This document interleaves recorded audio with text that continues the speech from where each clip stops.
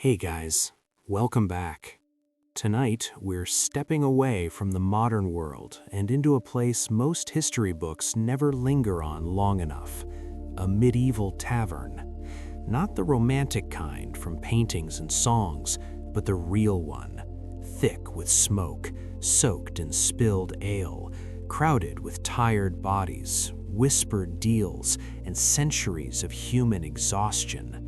This is the filthy truth about medieval taverns, where people didn't just drink, gamble, and argue.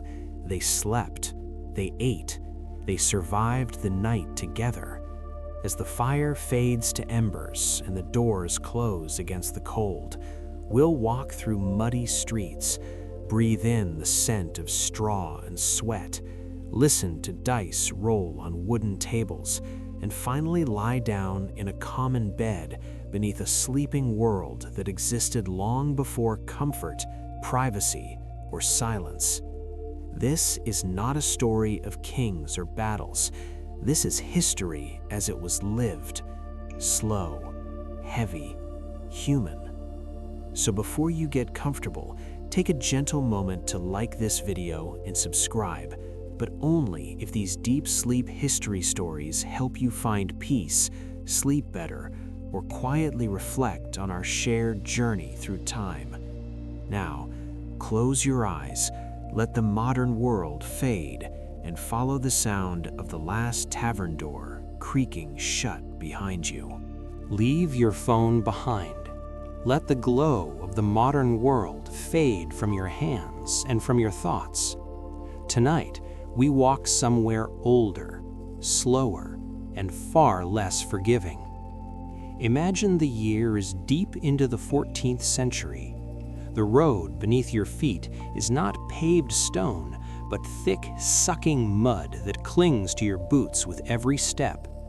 The air is heavy with dampness, carrying the faint sourness of refuse left too long in the street. Somewhere in the distance, a bell tolls the late hour, not to comfort, but to warn. This is not a peaceful medieval atmosphere yet. This is the threshold.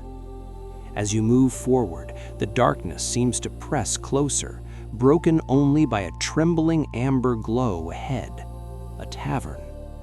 Not the cheerful fantasy of songs and laughter you may expect, but a low, crooked structure leaning slightly as if exhausted by centuries of secrets.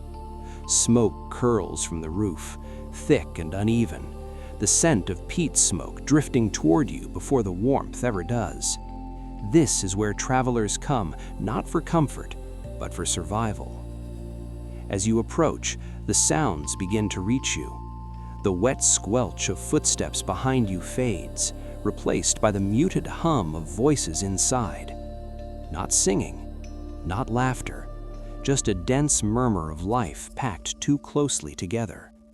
Your hand reaches for the door, rough oak darkened by grease, sweat, and countless palms before yours. When you push, it resists. The hinges answer with a slow, aching creak, a sound that seems to echo longer than it should, vibrating through the wood and into your chest. At once, the smell hits you. Hot smoke, stale ale, unwashed wool, human breath. This is the filthy truth about medieval taverns, and you are standing at the entrance. Inside, the light is low and restless, firelight flickering across beams blackened by decades of soot. Shadows move independently of the bodies that cast them. Somewhere near the hearth, a pot bubbles gently, its contents unknown and better not imagined. The air is thick enough to taste. Every breath feels shared, recycled through the lungs of strangers. This was the medieval tavern atmosphere, not as a place of joy, but as a refuge carved out of necessity. Here, merchants, laborers, pilgrims, and fugitives press shoulder to shoulder, escaping the cold, the rain, and the watchful eyes of the night. There is no silence here, only a constant low rhythm of movement. Wooden benches scrape against the floor, cups thud heavily onto tables sticky with spilled drink. A cough erupts somewhere in the dark and is swallowed by the room without comment. This is not a place to ask questions. In the 14th century, taverns were crossroads of information, disease, gossip, and danger. Yet for all their filth, they offered something priceless: warmth. Tonight, as you stand just inside the door, the outside world already feels distant. The mud, the bell, the cold wind all begin to dissolve behind you. Ahead lies the interior, deeper shadows, and stories soaked into the wood itself. This sleep story intro is not meant to excite, but to carry you gently away from the present, step by step, breath by breath, into a world where rest came not from comfort, but from exhaustion. Stay here a moment longer. Let your eyes adjust. Let the medieval atmosphere settle around you like a heavy cloak. We will move further inside soon, but for now, simply stand and listen as the tavern breathes around you, alive, unclean, and quietly waiting. So now that your eyes have adjusted, you begin to notice how the tavern truly lives, not loudly, not proudly, but persistently. The medieval tavern is never still. Even when no one speaks, something always moves.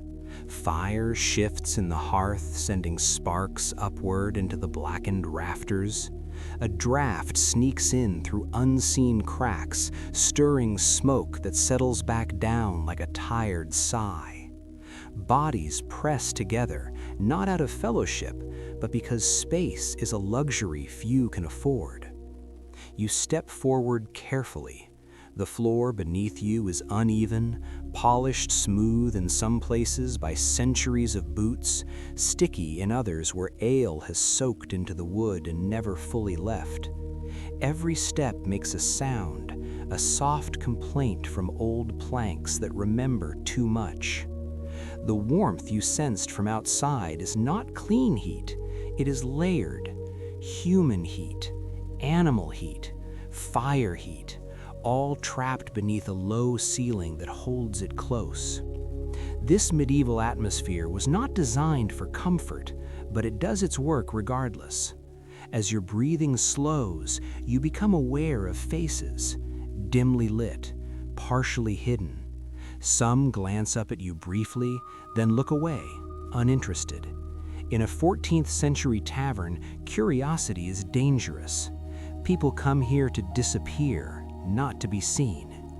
A man near the wall cradles a wooden cup with both hands as if it anchors him to the bench.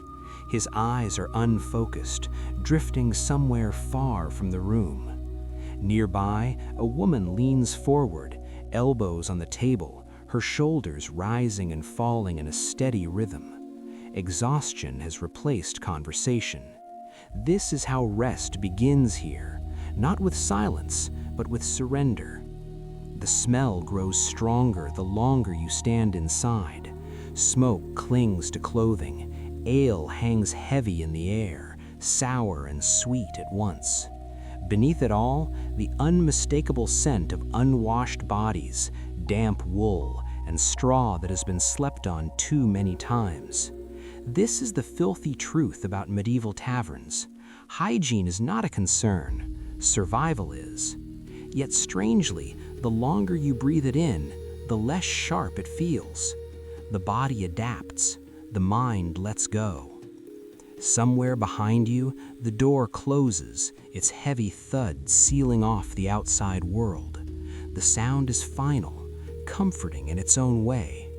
No more wind, no more rain, no more mud pulling at your feet. Only this enclosed world, dim and warm. You find a place to stand near a support beam, its surface scarred with old knife marks, initials carved by hands long turned to dust. Every mark tells a story that no one remembers anymore. The tavern absorbs them all. Voices continue their low murmur, blending into a single steady sound, almost like breath. This is where the sleep story truly begins to work. your thoughts slow, matching the pace of the room. Time feels different here. There is no clock, no urgency, only the rise and fall of bodies, the soft crackle of fire, the occasional clink of wood against wood. In medieval taverns, sleep often came sitting upright, head bowed, body giving in wherever it could. Beds were rare, privacy non-existent, but rest still found its way in. It always does. As you let yourself blend into the background, the present day fades further. The modern world loosens its grip. The medieval atmosphere settles fully around you, thick and enclosing, like a fog that asks nothing of you. You are no longer an observer, you are simply there. And in this place, in this moment, nothing is required but to breathe, to listen, and to drift as the tavern holds you, unclean, crowded, and quietly merciful. Can you smell it? Not just the ale, not just the smoke. There is something older in the air, something layered and persistent, as if the room itself has been breathing for centuries without ever being cleansed. This is the scent of the past. The moment you step fully into the tavern, your senses adjust again, and what first felt overwhelming becomes strangely specific. In medieval daily life, smell was not an occasional discomfort, it was a constant companion. Here, inside these thick wooden walls, it settles into everything. The air is warm but heavy, carrying the sour tang of fermented drink that is spilled, dried, and spilled again. Ale seeps into the grain of the tables, the benches, even the floor itself. But beneath the ale is the unmistakable presence of human bodies, close together for hours, sometimes days. Sweat clings to wool cloaks that are rarely washed. Breath mingles freely in a space with little ventilation. This is not neglect, it is reality. In the 14th century, bathing was rare, water was precious, and warmth mattered more than cleanliness. As you stand still, your feet begin to sense what your eyes cannot fully see. The floor is not bare wood, it is covered with rushes, thick bundles of straw scattered deliberately across the ground. At first glance, they seem harmless, even practical. They soften the cold planks beneath, they absorb moisture. But this is where the filthy truth about medieval taverns becomes impossible to ignore. These rushes soak up everything that falls. Spilled ale, grease from food, mud tracked in from the street, and more, much more. In a world without plumbing, the line between waste and living space was thin. The rushes were replaced occasionally, but never often enough. Layers accumulated, pressed down by countless feet, warmed by bodies above, slowly fermenting into a smell that was sharp, sweet, and deeply organic.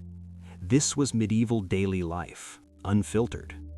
Yet no one recoils, no one comments. To the people around you, this scent is familiar, even comforting. It signals shelter. It means the cold night has been kept outside. Your breathing slows as your body adapts, just as theirs did. The mind, too, learns to soften its resistance. Historical facts often focus on battles, kings, and plagues. But here, in this low-ceilinged room, history lives in quieter ways. In the rhythm of breath, in the weight of air, in the smell that tells you where you are and what kind of world this is. A tavern was not meant to be clean, it was meant to endure. The rushes beneath your feet have heard arguments, laughter, coughing fits, and final breaths. They have absorbed the evidence of lives worn thin by labor and weather. And still, they remain, doing their silent work. This sleep story does not ask you to judge the past, only to enter it gently. As you continue to stand among the others, the scent no longer feels intrusive. It becomes part of the background, a steady presence anchoring you to the moment. In this medieval atmosphere, smell is memory. It lingers, it settles, and slowly, almost imperceptibly, it draws you deeper into rest. Can you smell it changing as you stay? What once felt sharp now feels worn in, softened by time and repetition. This is how medieval daily life teaches the body to endure. Inside the tavern, scent is not a single thing, but a slow conversation between fabric, skin, and air. Wool cloaks hang heavy on shoulders, thick fibers holding weeks of sweat, smoke, and rain. Linen shirts beneath them are damp where heat gathers, pressed close to bodies that have worked since dawn. In this medieval atmosphere, clothing is not a barrier from the world, but a sponge that carries it everywhere. As people shift on benches, fabric rubs against wood, releasing faint waves of odor, warm and human. There is no embarrassment here. Privacy is a luxury reserved for the future. In the 14th century, to smell of labor was normal. To smell clean was unusual. The tavern gathers these bodies together, compressing their presence into the air itself. You notice how the heat rises unevenly. Near the hearth, the smell grows thicker, almost sweet, as damp garments dry slowly, releasing what they have absorbed. Further from the fire, the air cools, and the scent sharpens again, tinged with the sourness of ale that has been brewed weak and drunk fast. Historical facts often mention that medieval beer was safer than water, but rarely do they speak of how it smelled once it soaked into everything. Barrels leak, cups overflow, foam runs down hands and wrists, mixing with grime already there. Each spill adds another layer to the room's memory, and beneath it all, the rushes continue their quiet work. Compressed underfoot, they release earthy notes, straw and rot mingling with whatever has fallen upon them. This is the filthy truth about medieval taverns that no illustration can fully capture. The smell is alive, shifting with every movement. Bodies settle, someone sighs, a bench creaks. With each small sound, the air responds. Yet instead of agitation, a strange calm begins to spread. When everything smells, nothing stands out. The senses stop searching for relief and begin to rest. This is how exhaustion becomes sleep. In medieval daily life, people did not escape discomfort. They learned to sink into it. As you remain still, breathing becomes slower, deeper, guided by the shared rhythm of the room. You are not alone, yet you are unnoticed. The smell that once announced itself now fades into the background, a constant presence that no longer demands attention. In this way, the tavern becomes a cradle, not through cleanliness or care, but through familiarity. It is a place where the body recognizes that effort has ended, at least for the night. The past lingers here, not in stories told aloud, but in what the air carries forward. Every breath connects you to countless others who stood, sat, and rested in the same way. This sleep story does not hurry you onward.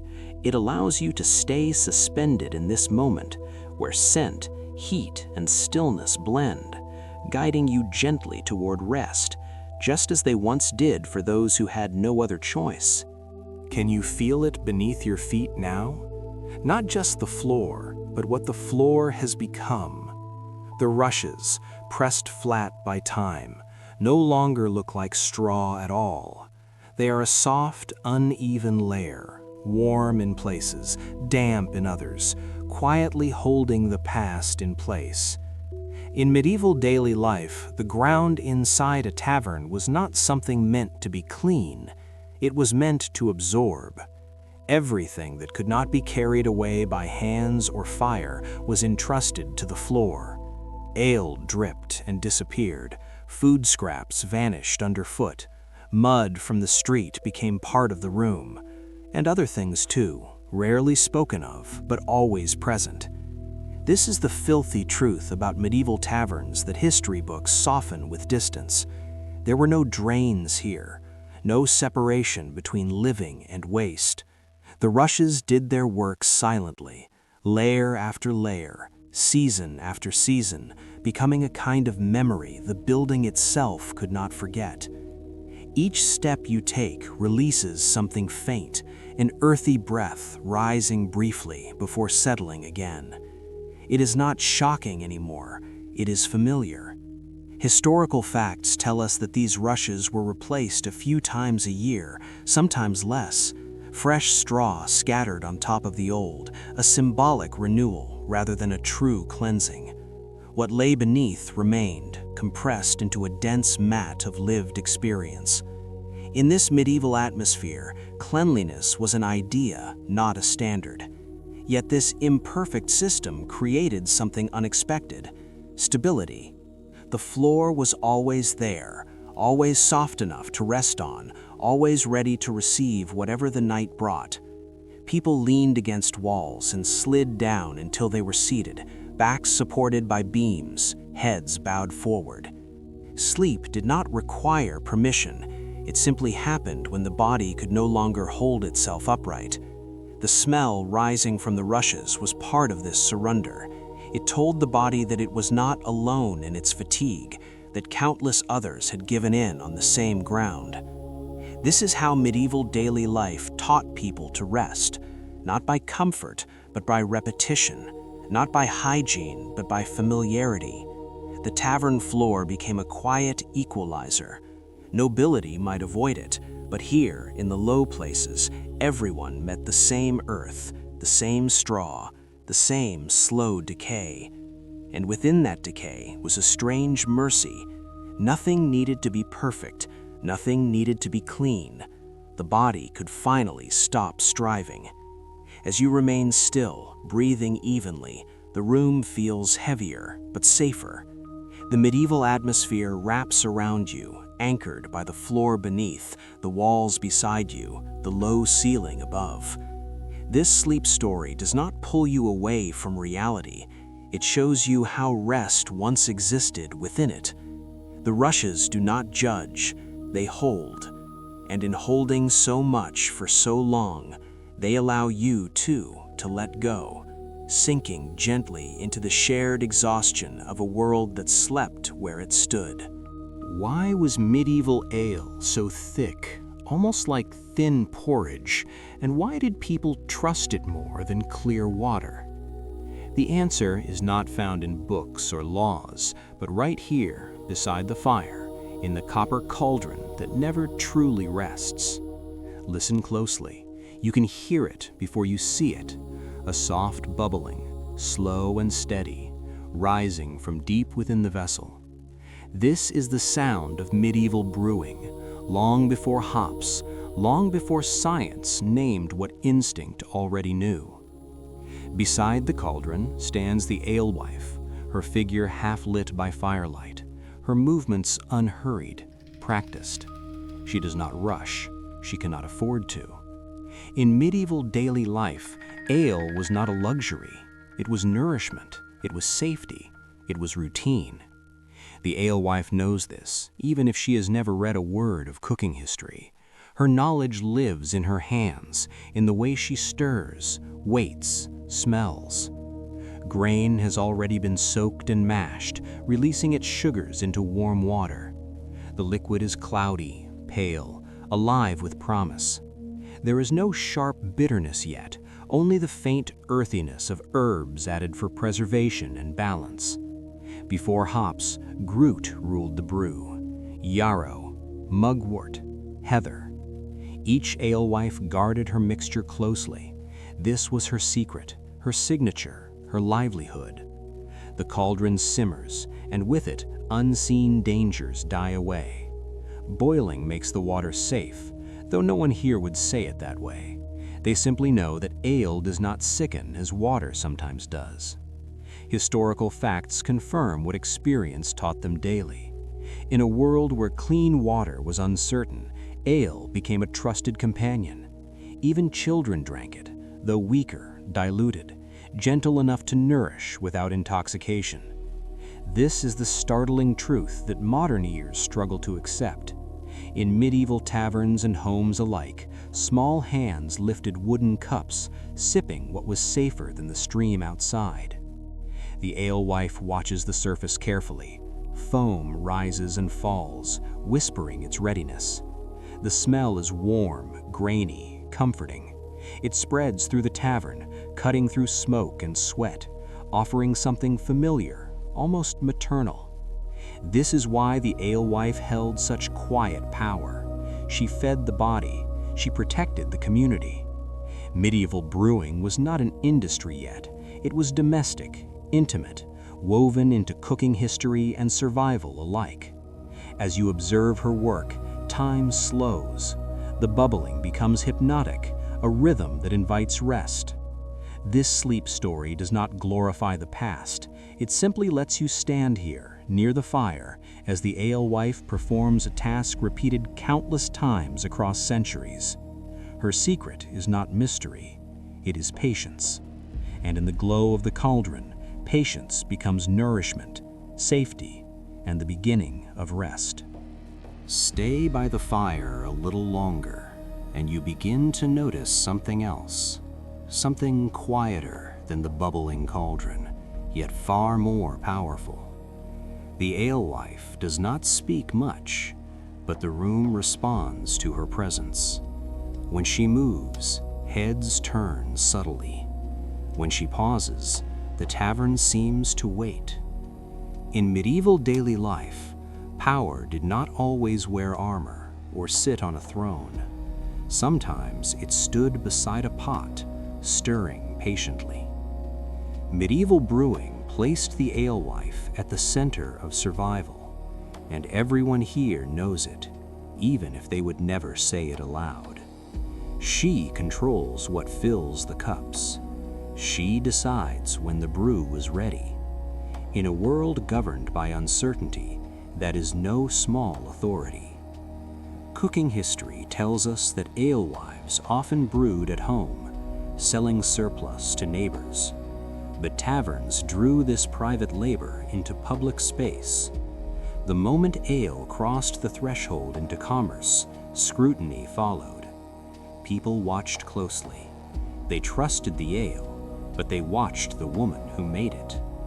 Why does this batch taste different? Why is it stronger today? Why does it calm some and make others restless? Questions gathered, even as answers remained unspoken. This is where admiration slowly turned into suspicion.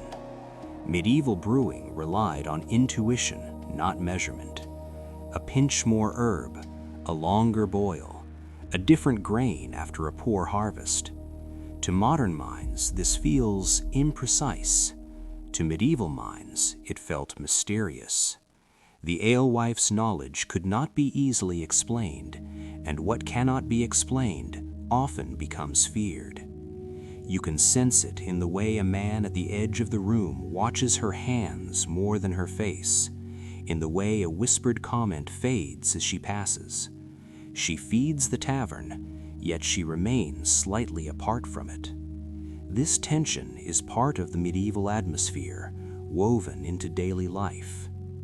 Historical facts reveal that alewives were once respected figures, essential to communities, yet over time their image darkened.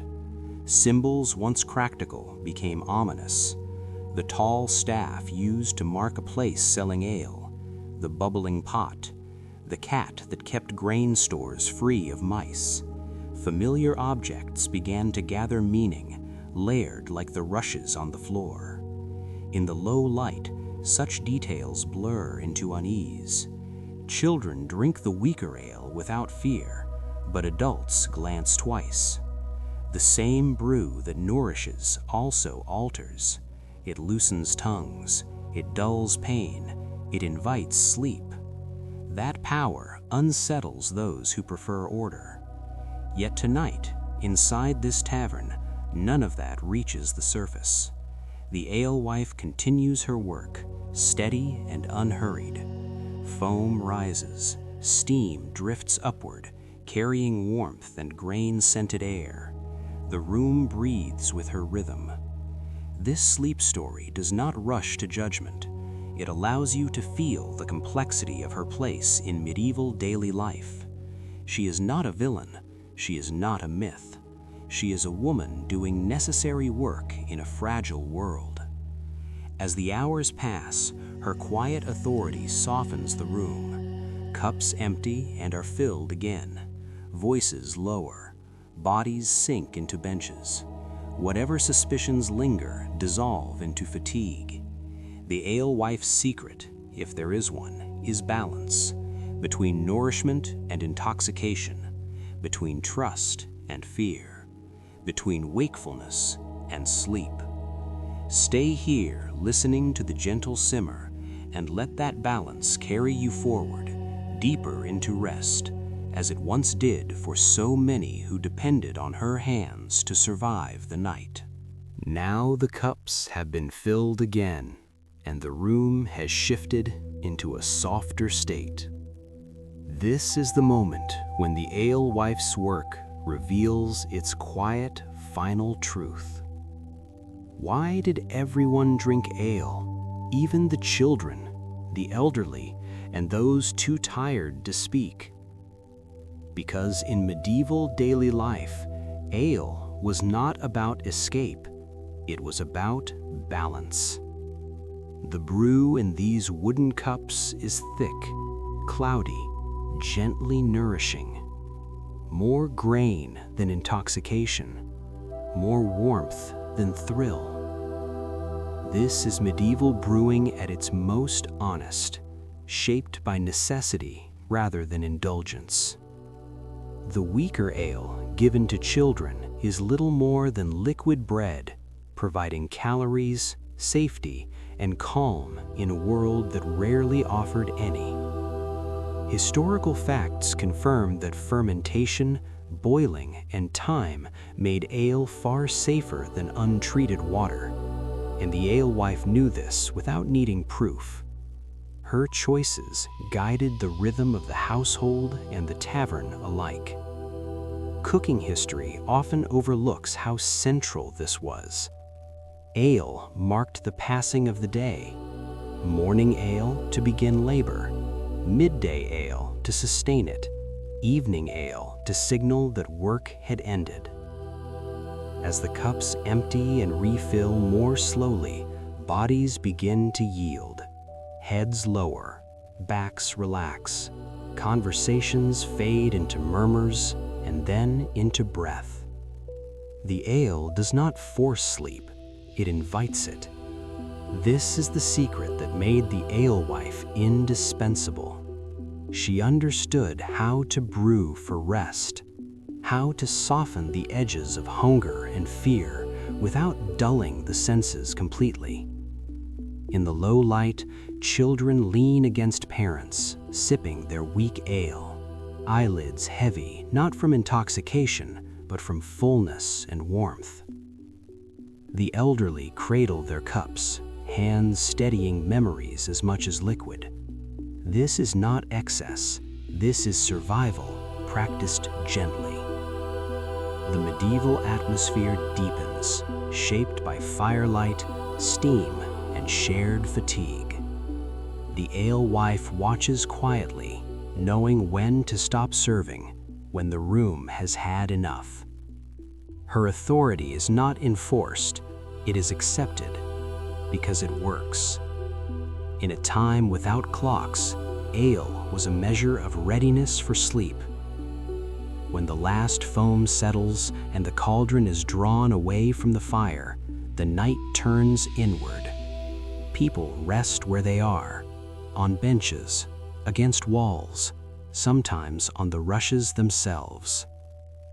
This sleep story closes not with drama, but with stillness. The alewife's secret was never magic or mystery. It was understanding the human body in a harsh world, understanding that safety, nourishment, and routine create rest more reliably than comfort ever could. As you let this truth settle, your breathing follows the same pattern as those around you, slow and deep. Medieval daily life fades into a steady background hum, and with it, the knowledge that sleep has always found a way, even in the most unlikely places, carried gently in a simple cup of ale. There are no forks here, no porcelain plates, no polished table waiting to be set. What you see instead is bread, old bread. Dark, dense loaves resting directly on the rough wooden table, already marked by previous hands. This is the peasant's feast, and it begins not with abundance, but with function. In medieval food culture, bread was not only eaten, it was used. A thick slice cut from yesterday's loaf is laid flat and becomes a trencher, a plate made to be soaked, stained, and eventually consumed or discarded. Listen closely and you can hear the sound of it breaking. Not a clean snap, but a dry, resistant tear as the crust gives way. This is history as ASMR, quiet and grounding. Around the table, wooden spoons dip into earthenware bowls filled with pottage, a slow-cooked stew thickened by time rather than precision. It bubbles softly, releasing steam that smells of grains, onions, and whatever vegetables survived the season. This is medieval food in its most honest form, shaped by necessity, not taste. The peasant diet was repetitive, heavy, and filling, designed to sustain bodies that labored from dawn to dusk.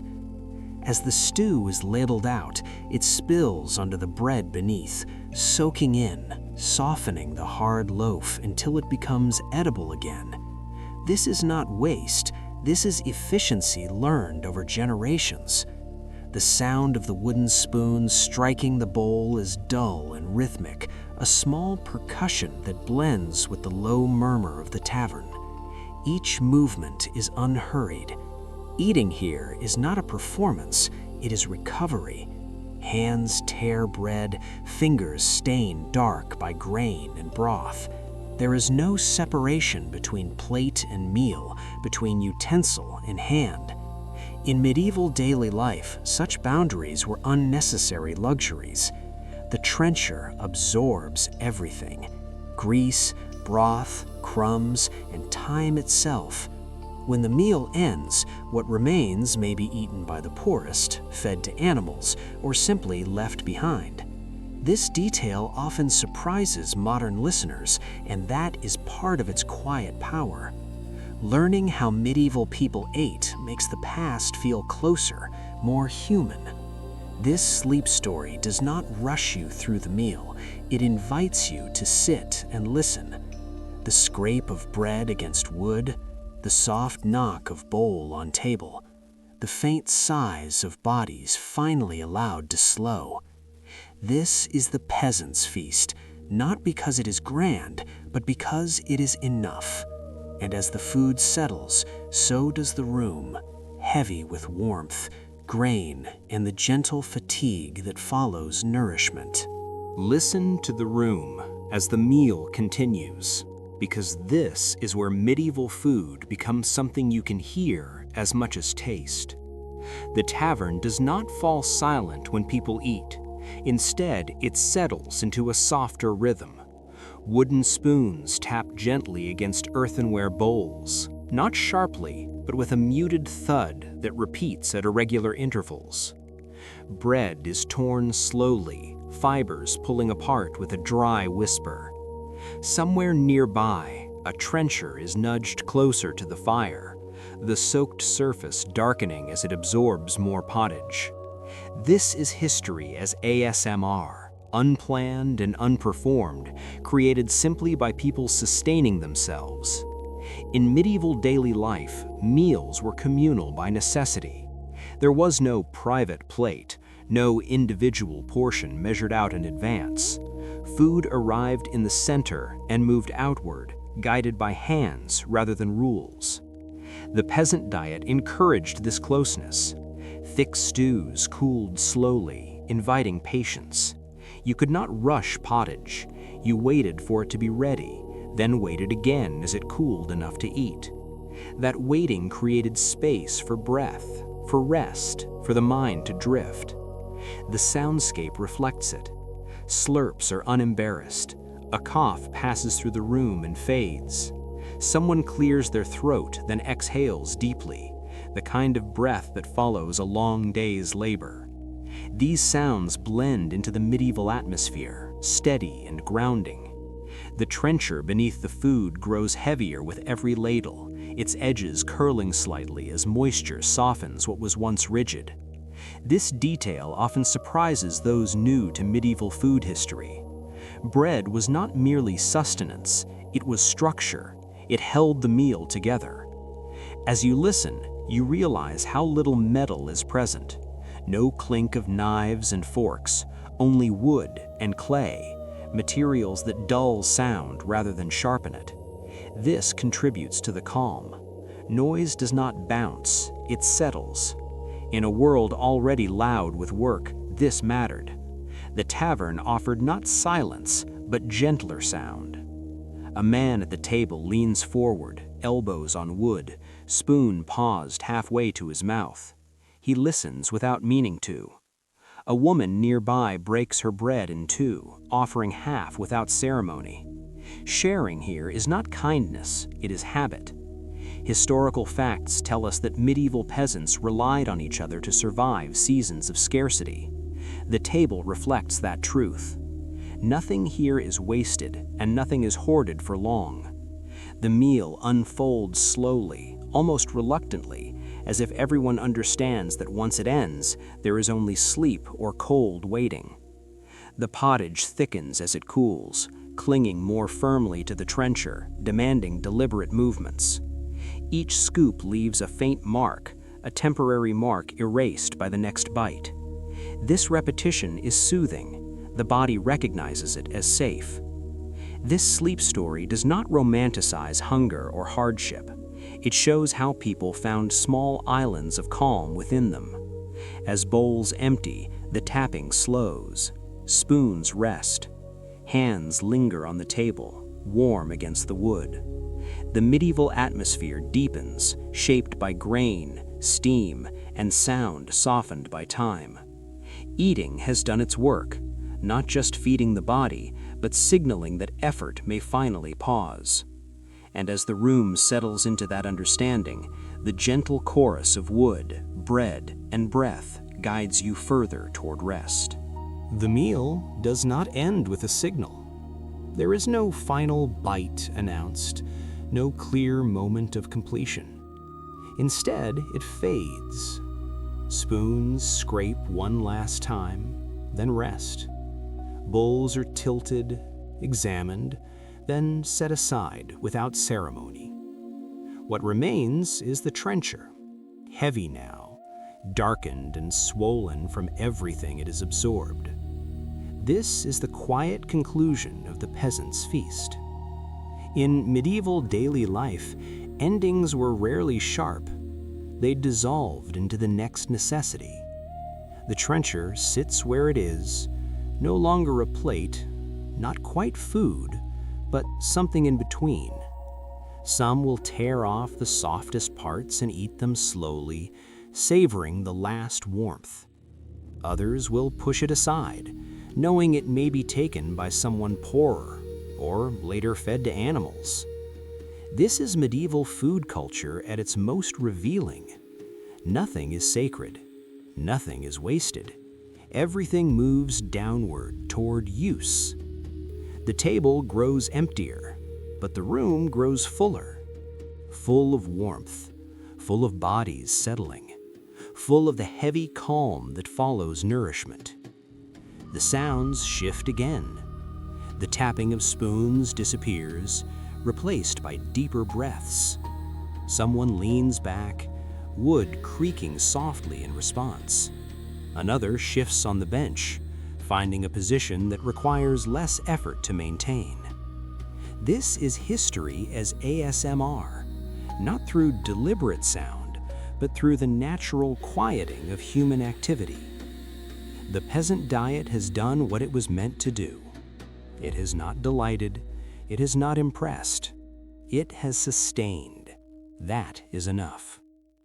As the last trencher is left behind, stained and torn, the concept itself reveals its deeper purpose. A plate that could be eaten, given away, or discarded ensured that no boundaries separated eating from resting. The body moves seamlessly from one to the other. This continuity mattered in medieval daily life, where energy was finite and wasted motion costly. The medieval atmosphere thickens, not with smell now, but with stillness. Firelight flickers lower, steam fades. The table, once the center of activity, becomes just another surface to lean against. Hunger is gone, cold is held at bay. There is nothing left to do. This is the true luxury of the peasant's feast. Not abundance, but permission to stop. In a world structured by labor, that permission was rare. The tavern provides it briefly, quietly. This sleep story lingers here because this is the threshold. Eating has ended, but sleep has not fully arrived. Bodies hover between effort and rest, supported by wood, bread, and shared exhaustion.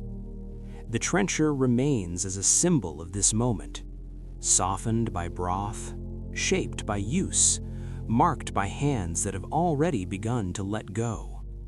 As your breathing slows with the room, the knowledge settles gently. Medieval people did not separate life into neat chapters. Food, work, and sleep flowed into one another, especially for the poor. And in that flow, they found moments of peace. The peasant's feast ends not with emptiness, but with a deep, quiet fullness that carries everyone, including you, closer to sleep. In the darker corner of the tavern, where the firelight weakens and candle shadows stretch longer than they should, a different kind of energy gathers. You hear it before you understand it. A soft clatter, irregular but deliberate. Bone dice rolling across wood, tapping once, twice, then coming to rest. This is where medieval games live, not as entertainment alone, but as release.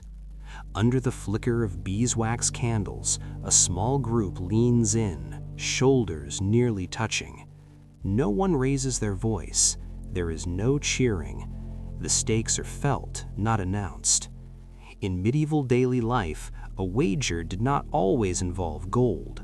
Often it involved pride, reputation, the fragile sense of control a person carried after a long day. The dice are small, carved from pig bone, smooth from years of use.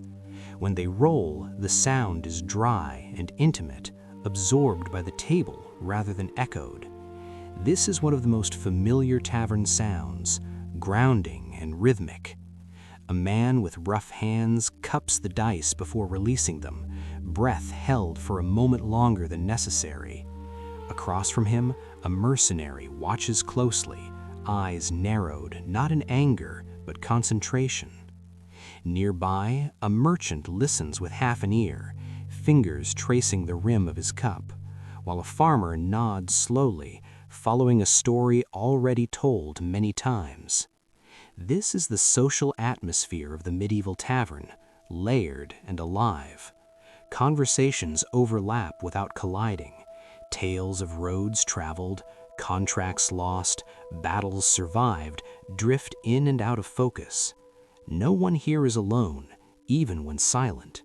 The game creates a center, a gravity that draws attention inward. As the dice settle, someone exhales softly. A small smile appears, quickly hidden. Another player shrugs, accepting the outcome without complaint. Loss and gain here are brief, contained within the moment. Medieval games did not promise escape. They offered distraction, a pause from labor and uncertainty. The wooden table bears scars from countless such nights, grooves worn smooth by elbows and dice alike. You can feel the texture beneath your fingertips if you imagine leaning closer. The candle flame trembles as air shifts, wax pooling slowly at its base. This immersive storytelling does not place you above the scene, but within it. You are seated just close enough to hear the dice roll, just far enough not to be noticed. The tavern sounds blend into a steady backdrop, murmured laughter, a low cough, the crackle of fire settling into embers. In this medieval atmosphere, games serve as bridges between strangers, between classes, between exhaustion and rest. The night deepens, but the corner remains alive, held together by shared focus and quiet anticipation. For now, the dice are lifted again, and the story continues, slow and absorbing, inviting you to stay a little longer, listening, breathing, and drifting closer to sleep.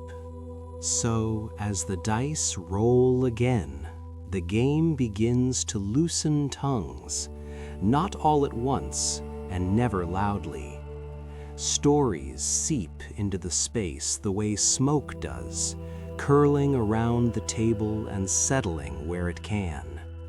This is how medieval games blend into conversation, how tavern sounds become carriers of memory. A mercenary speaks first, his voice low and rough, recounting a road taken months ago.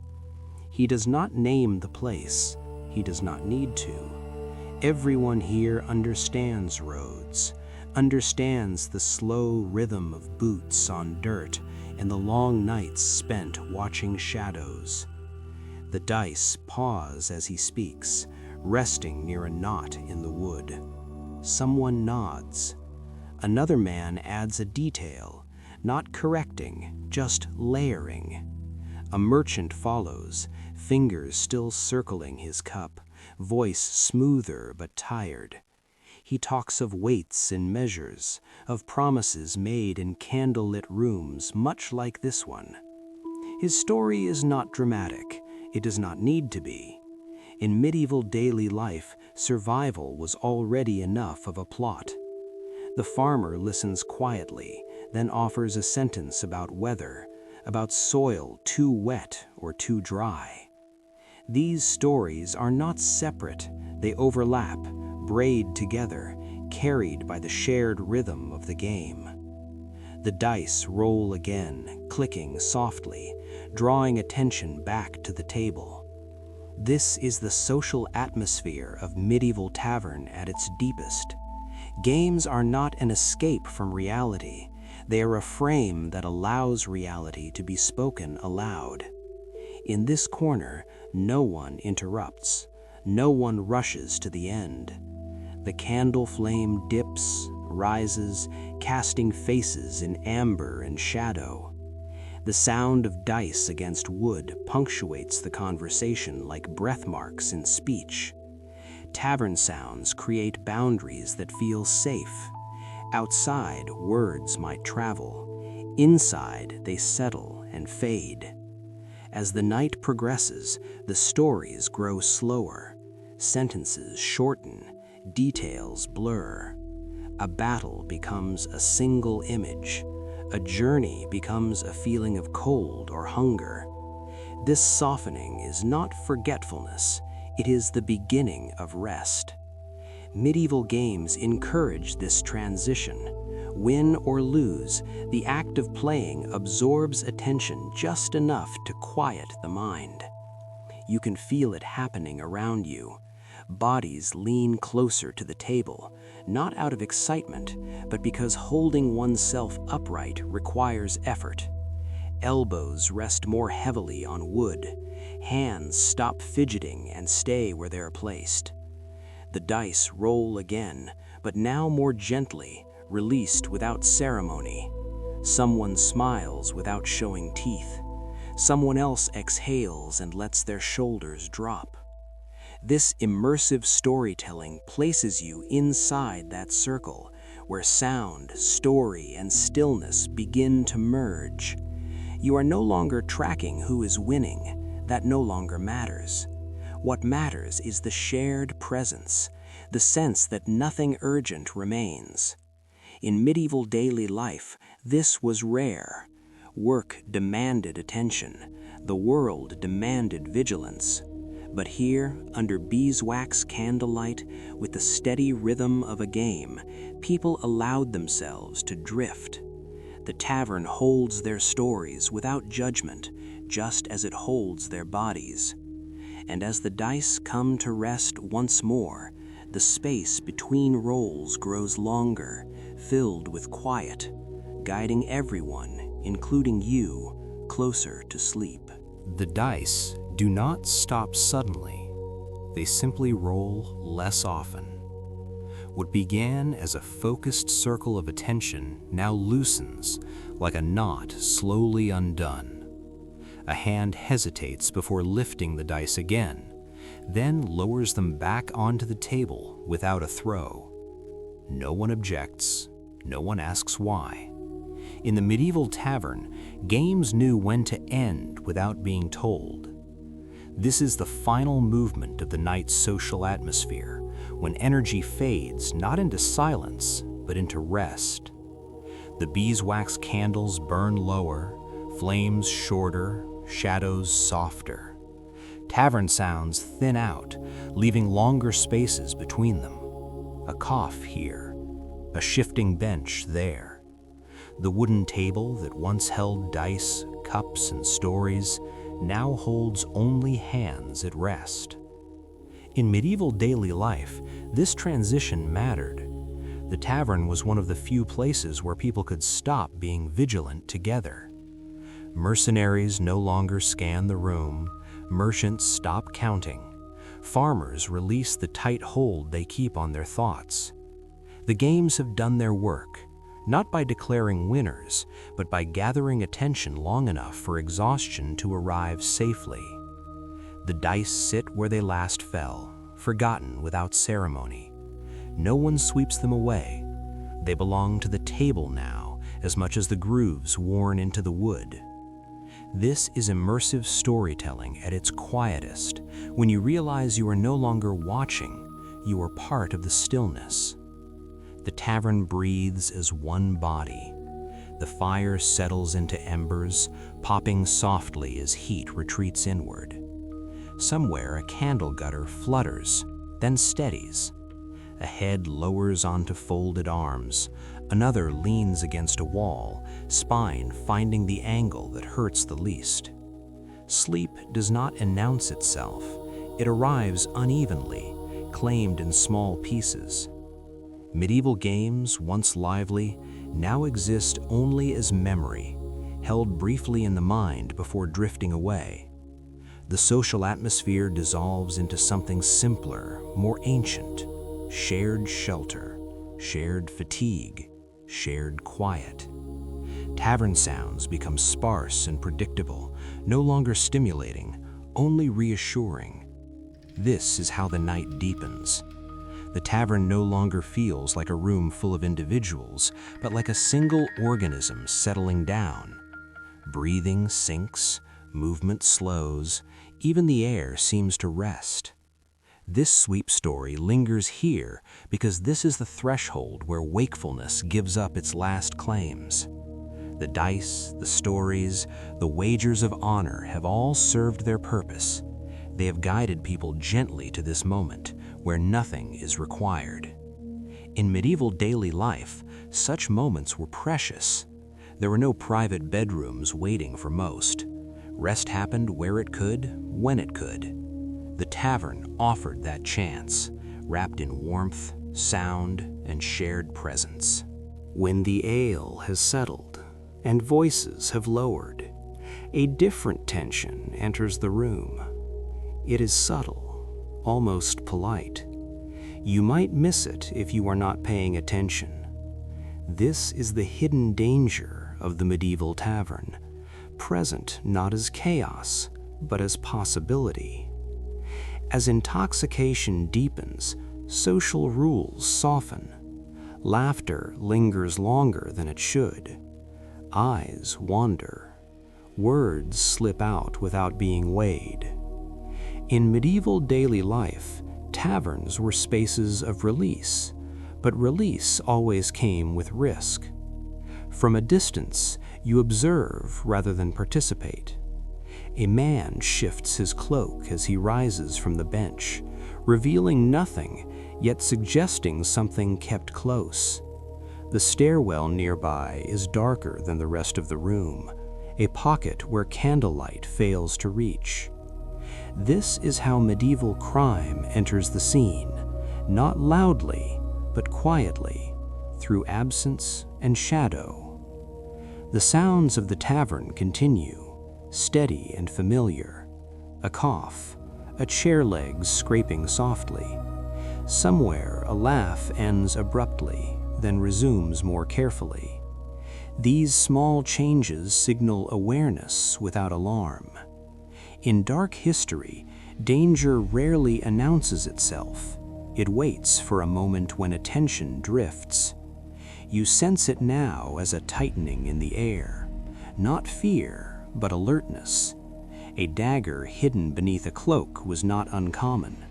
Knives were tools first, weapons second, and many carried them without intention. But intention can change as quickly as mood. Alcohol blurs edges. Old grievances resurface. A glance held a second too long becomes a challenge.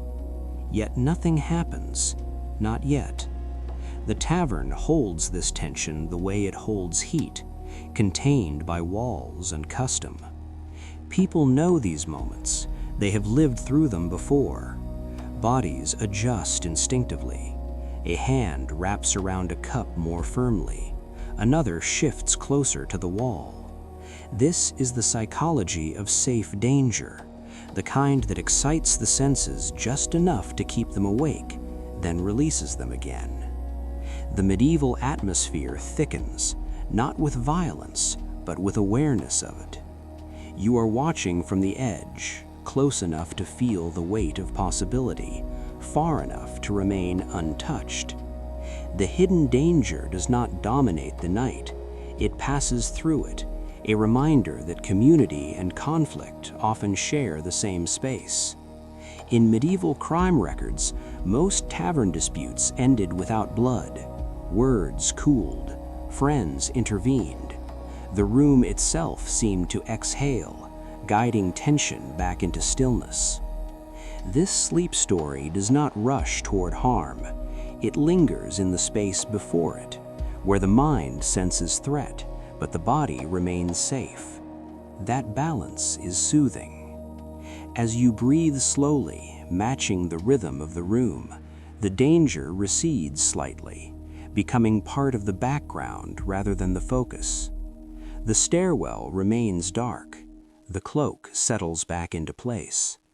The tavern continues, carrying everyone, including you, deeper into the night. The moment stretches, then eases. What might have become conflict loosens its grip, guided by forces older than any one person in the room. In medieval daily life, taverns developed unwritten rules, not because they were peaceful places, but because peace was necessary for them to function. A voice lowers, a gaze breaks away. Someone steps between two bodies without making it obvious, positioning themselves as if to reach for a cup or warm their hands near the fire. This is how danger is managed here, quietly, without ceremony. The tavern keeper does not shout, they do not threaten. Their presence alone shifts the balance, reminding everyone of the shared need to remain inside, warm and fed, rather than outside in the dark. Medieval crime often dissolved this way, through social pressure rather than force. The soundscape responds immediately. Where tension once sharpened the air, tavern sounds soften again. The crackle of embers becomes more noticeable. A distant murmur resumes its slow rhythm. A bench creaks as someone sits back down, weight settling evenly. These small noises signal safety returning. The hidden danger recedes, not gone but contained. Knives remain sheathed, cloaks fall closed, hands release their grip. This is the psychology of safe danger in action, the moment when the mind acknowledges risk and then lets it pass. Dark history teaches us that fear is often most powerful before anything happens. Once that moment moves on, relief follows naturally. The medieval atmosphere deepens into something calmer, heavier, more suitable for rest. You observe from the same quiet distance, noticing how bodies relax once more. Shoulders drop, jaws unclench, breathing slows. The stairwell remains dark, but it no longer feels charged. It is simply a place where light does not reach, like many corners of life in the past. In medieval daily life, people learned to read rooms the way we read weather. A shift in tone meant rain or calm ahead. Tonight, the signs point toward calm. Stories resume in quieter forms. A sentence murmured, a nod of understanding. No one revisits what almost happened. That is another rule, unspoken but firm. The tavern protects itself by moving forward. This sleep story stays with that movement, following the gentle arc from alertness back to ease. As you breathe with the room, the remaining tension dissolves into warmth. The fire's glow spreads low along the floor. Shadows soften their edges. The night continues, but its sharper elements have been blunted by familiarity and fatigue. Medieval crime exists in the background of this world, a reminder of human nature, but it does not define the night.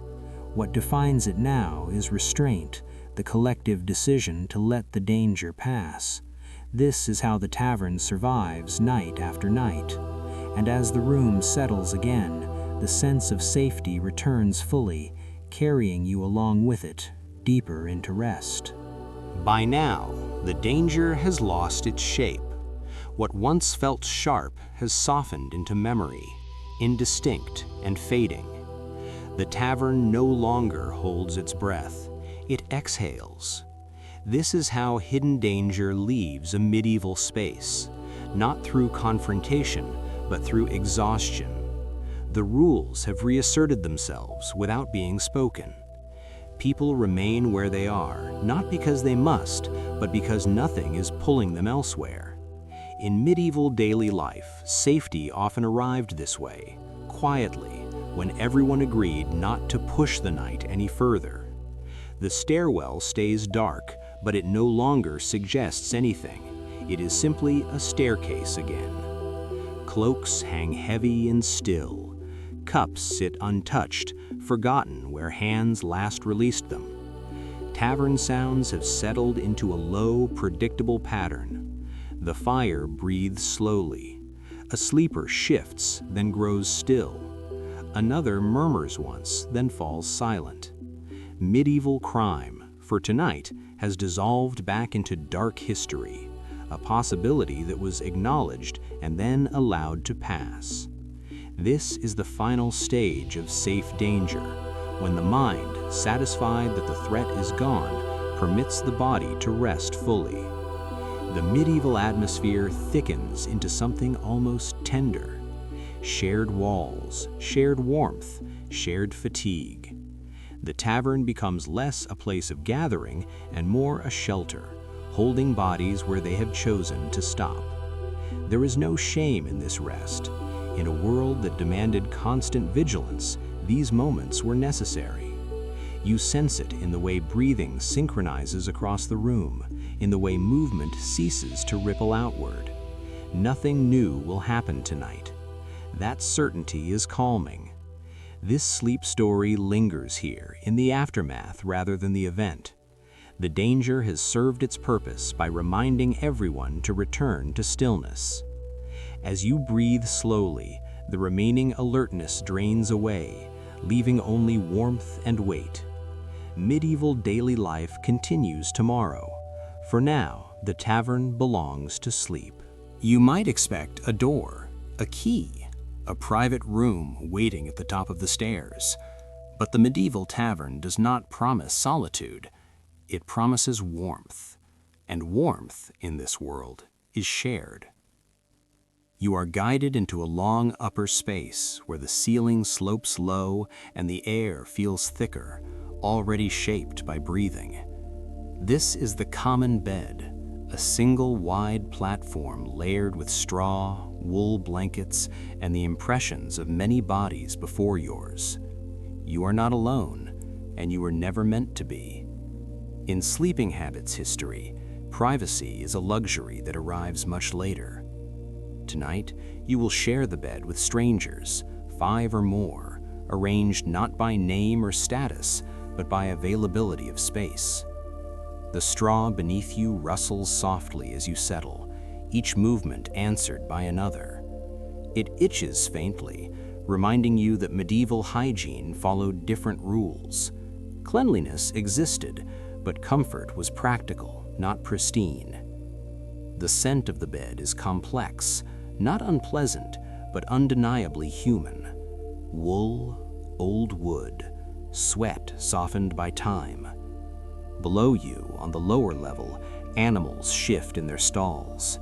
The warmth from their bodies rises through the floorboards, a steady, living heat that medieval architecture relied upon. This is not an accident, it is design. In medieval daily life, sleeping above livestock was common, a way to survive cold nights without fuel. As you lie back, you notice how the bed accepts everyone equally. A merchant turns on his side. A traveler exhales deeply.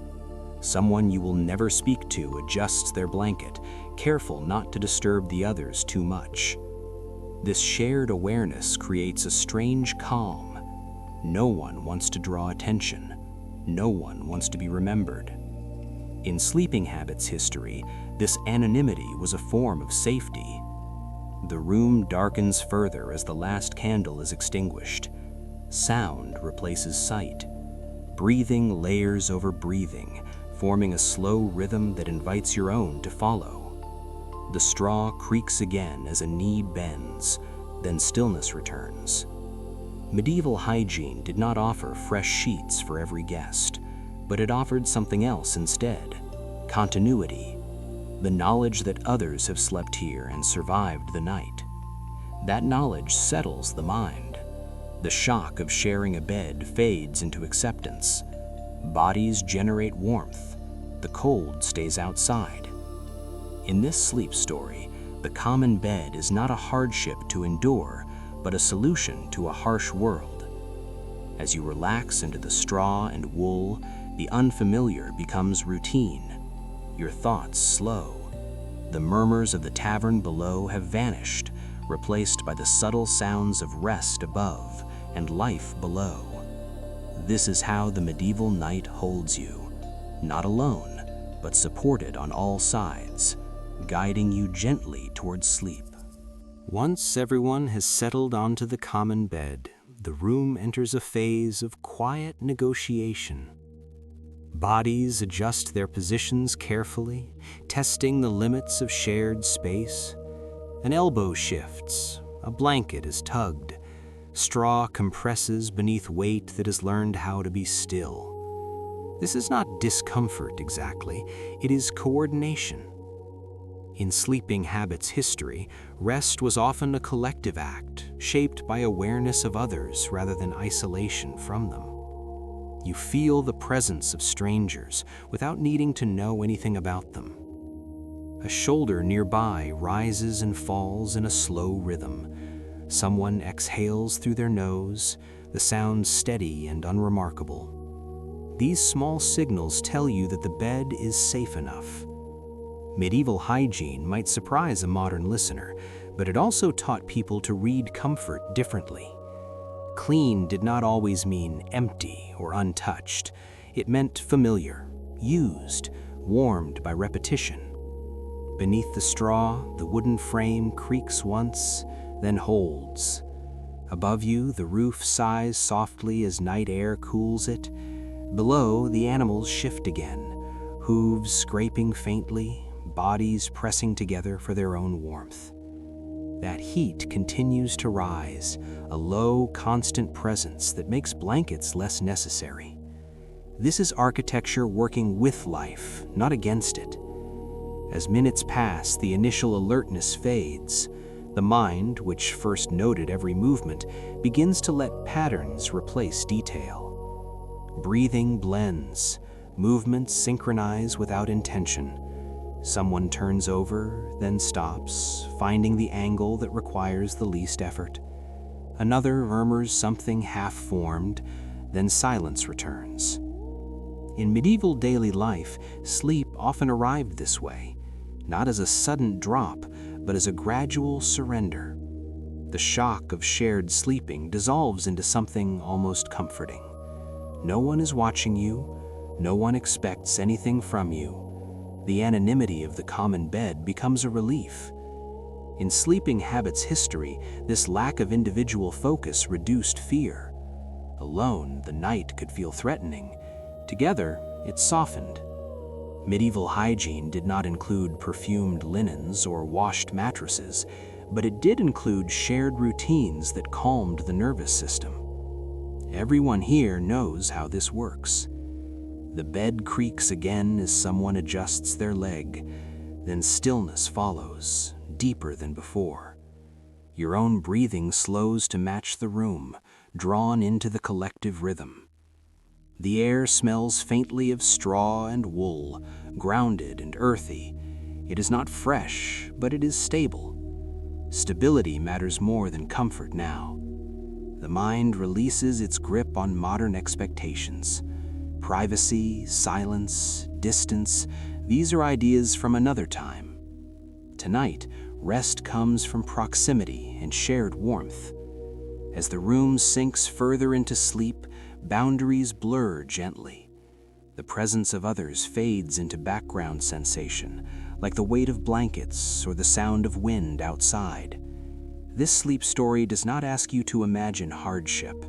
It asks you to notice how humans adapt, how even in conditions that seem shocking now, rest was found.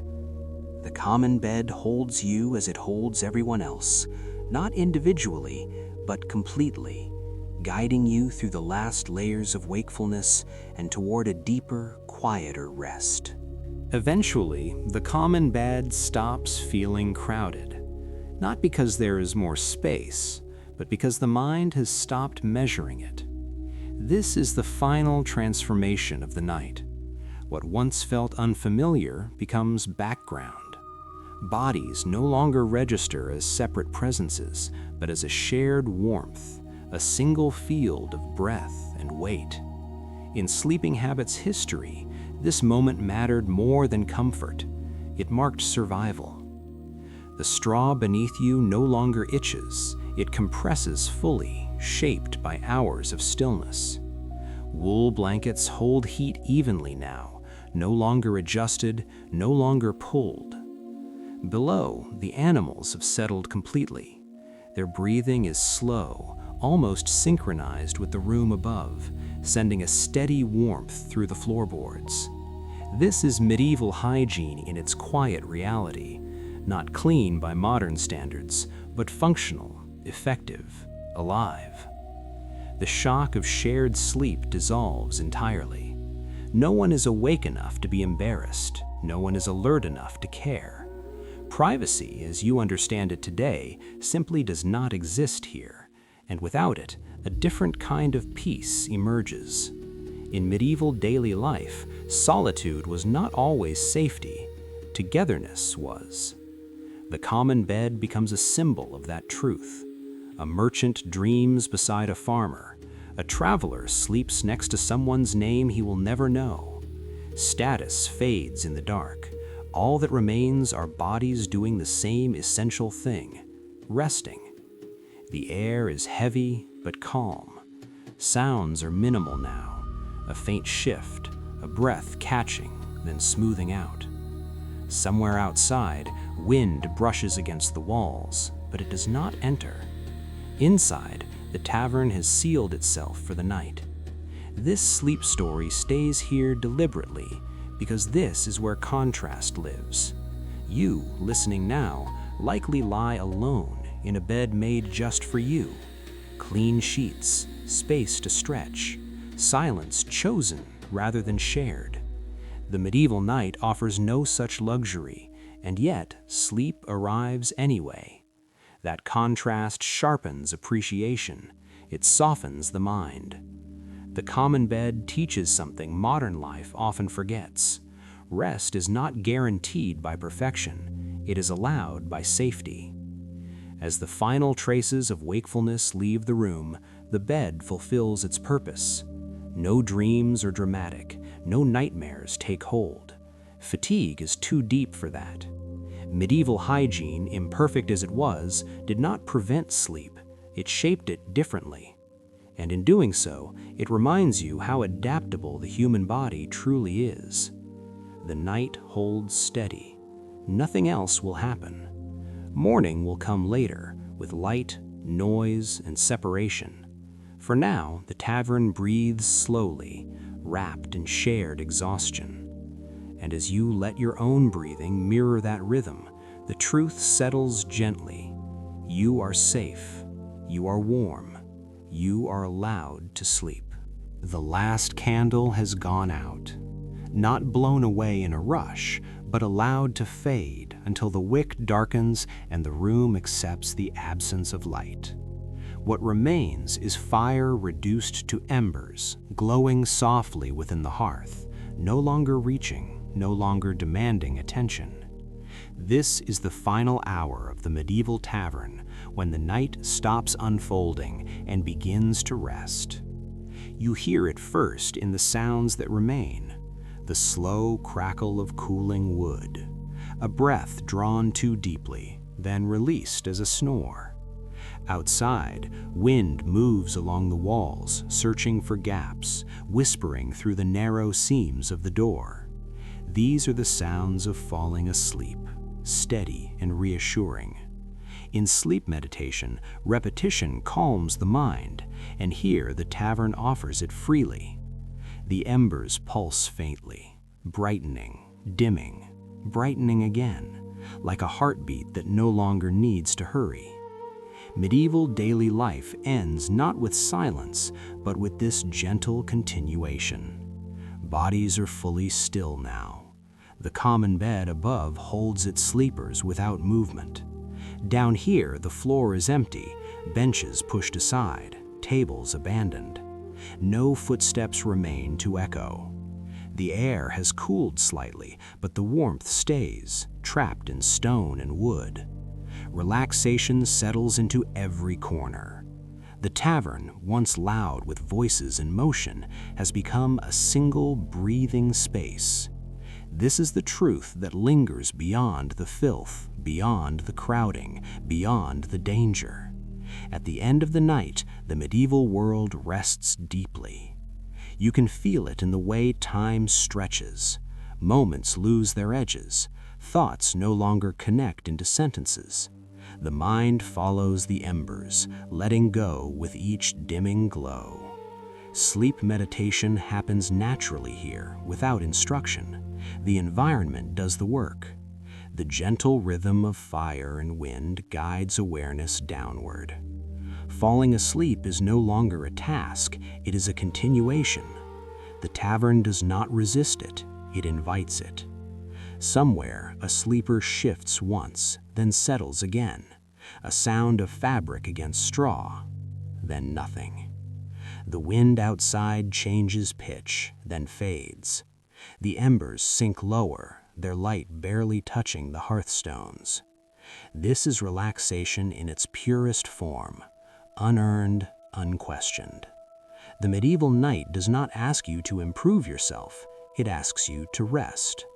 As you listen, your own breathing mirrors the room, slow, even, unforced. The body recognizes safety and releases what it has been holding. The story no longer needs details. The setting has done its work.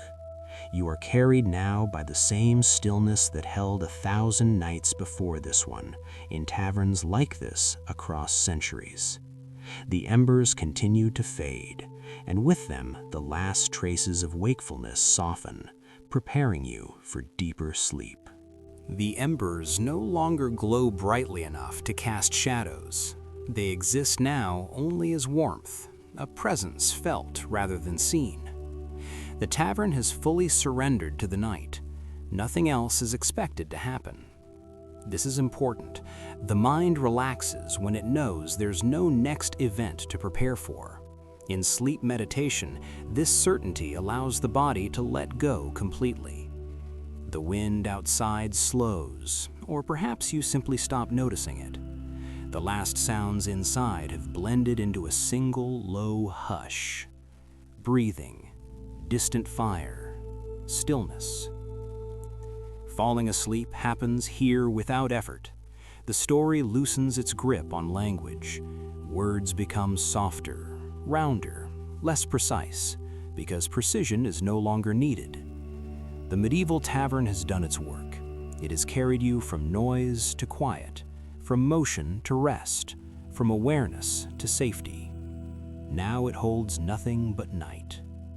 Your attention drifts downward, away from thought, away from imagery, settling into sensation. The weight of the body becomes noticeable, then comfortable, then distant.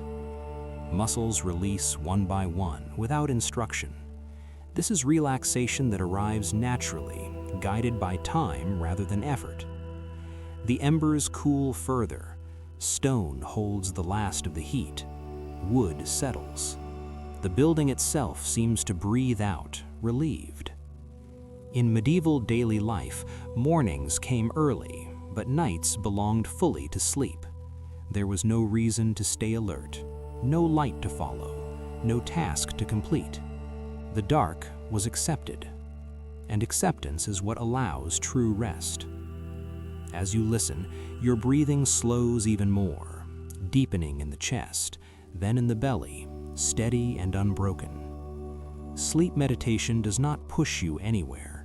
It simply removes what keeps you awake. Expectations fade, curiosity fades, even the sense of time fades. There is only this quiet continuity. The tavern no longer needs to be imagined. It has become a feeling. Warm, enclosed, safe. Falling asleep is not a moment. It is a gradual disappearance of edges. The edges of thought soften first, then the edges of awareness, then the edges of the body itself. Nothing interrupts this process. Nothing pulls you back. The medieval night stretches on, undisturbed. Centuries pass without being counted. People sleep. Fires cool. Morning waits, but not yet. For now, there is only rest. The final embers fade completely, not into cold, but into balance. And as they do, the last layer of wakefulness dissolves, leaving you exactly where you need to be, suspended in calm, carried by darkness, free to sleep deeply and without effort.